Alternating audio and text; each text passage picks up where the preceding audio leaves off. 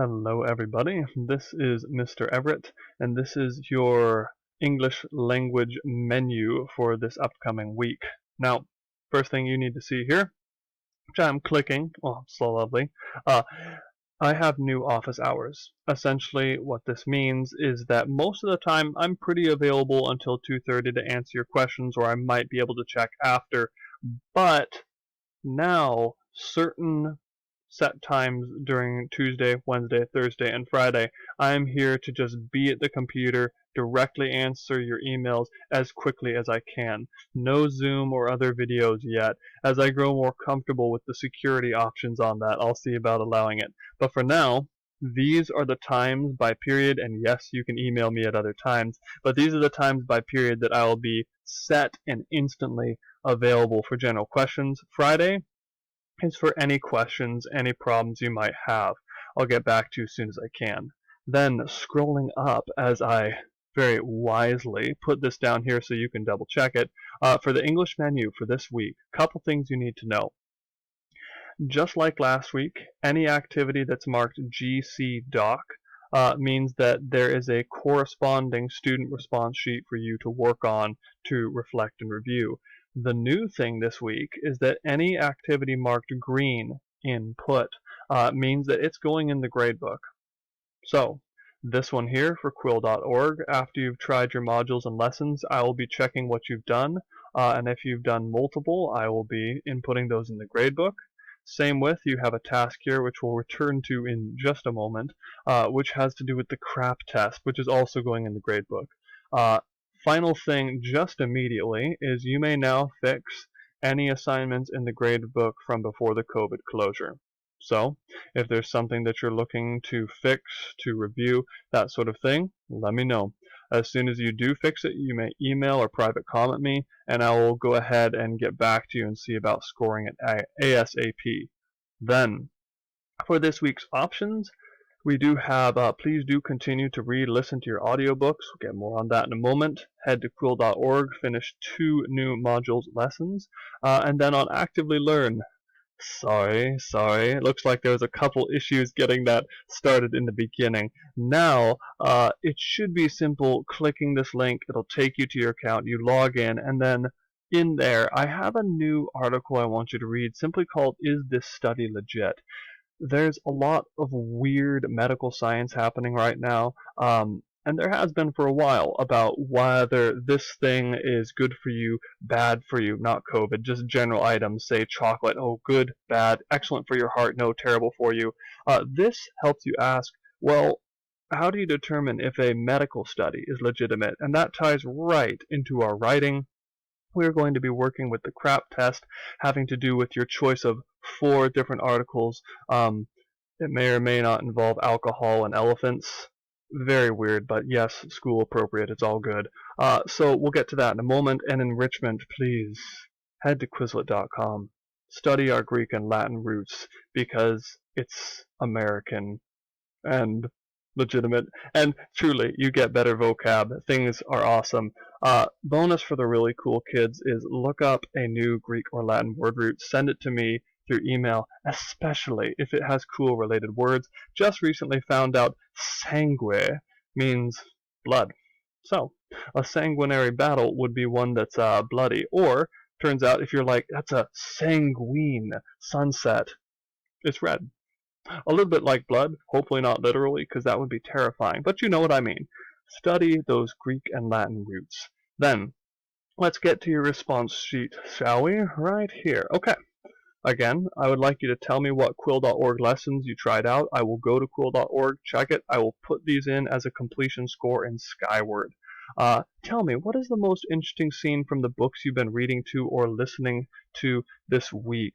Current one that I just finished was a Charles Dickens book, an old English one, but it involved a grave digger making a weird discovery of a body that was hidden away for some time. Rather interesting one. I'll tell you more about it when I get the chance, but tell me what you've been reading. What scenes are you enjoying? Now, the CRAP test. This is something which, if you're new, it looks like this.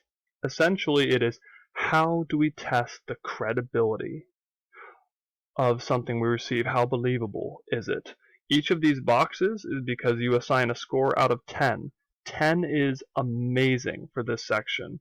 0 is you'd never use this. For instance, if I was looking up an article about how chocolate gives you magical superpowers, let's go with that. Currency is, when was this information posted? Is this from the 1850s when they believed chocolate gave you superpowers? And the older it is, the less good it is. Are the links functional, for instance? Can you click on a website and it's not a bunch of broken links because it's too old, they haven't kept it up? So the score is out of 10, essentially like a grade. Relevance is, does it relate to your topic? Are you the intended audience? Is this only for kindergartners? Things like that. Would you be comfortable using this source for research? Authority, really important. Who's the author? How do they know what they know? Do they have good credentials? Did they study this topic? Accuracy, can you cross-check this information with others? If not, can you verify it? Does it seem biased? Does it have a lot of spelling mistakes?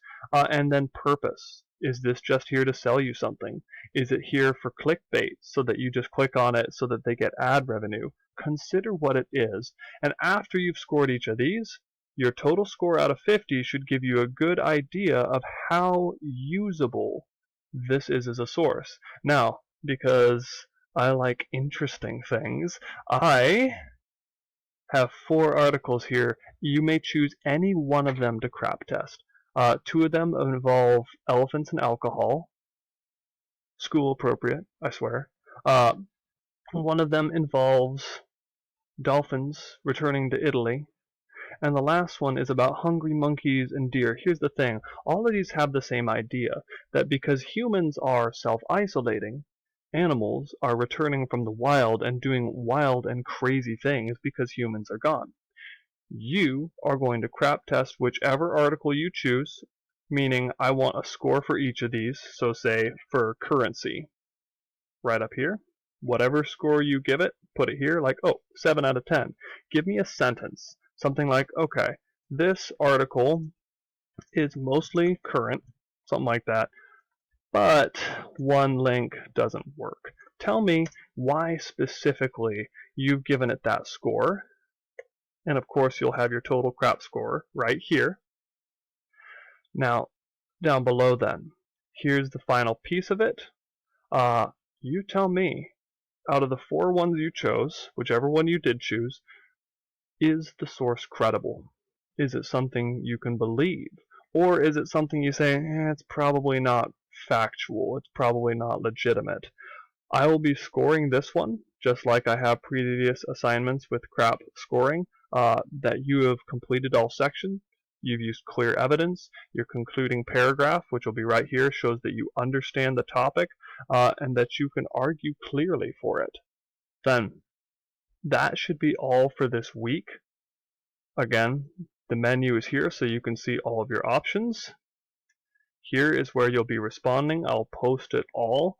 The crap sheet is linked right here. You'll see it links to this so that you can double check it to get your scores on there. Other than that, again, I've got my office hours. These are right here. But, of course, you know that you're welcome to email me at most any time except after my normal office hours of, say, 2:33. Then I'll be out doing other things. But before then, feel free to email any questions, things like that. And do stay safe out there. Feel free to also email me with what you're doing in general, just what fun things are hopefully keeping you occupied and still enjoying life and that sort of thing. Beyond that, have a great rest of your week. I'm sure I'll hear from you soon.